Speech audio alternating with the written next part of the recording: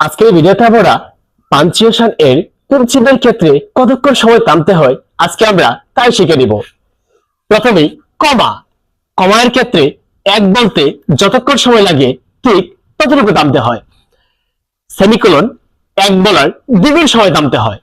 দাড়ি। দাড়ি এর ক্ষেত্রে 1 সেকেন্ড টানতে হয়। জিজ্ঞাসা চিহ্ন এর ক্ষেত্রে 1 সেকেন্ড টানতে হয়। বিস্ময় চিহ্ন এর ক্ষেত্রে 1 সেকেন্ড টানতে হয়। কুলন এর ক্ষেত্রে 1 সেকেন্ড টানতে হয়। কুলন ড্যাশ এর ক্ষেত্রেও 1 সেকেন্ড টানতে হয়। ড্যাশ এর ক্ষেত্রেও 1 সেকেন্ড টানতে হয়। হাইফেন এর ক্ষেত্রে টানার প্রয়োজন নেই। লুপ চিহ্ন এর ক্ষেত্রেও টানার প্রয়োজন নেই। বন্ধনী চিহ্ন এর ক্ষেত্রেও টানার প্রয়োজন নেই। উদ্ধরণ চিহ্ন এর ক্ষেত্রে এক উচ্চারণে যতটুকু সময় লাগে ঠিক ততটুকু টানতে হয়।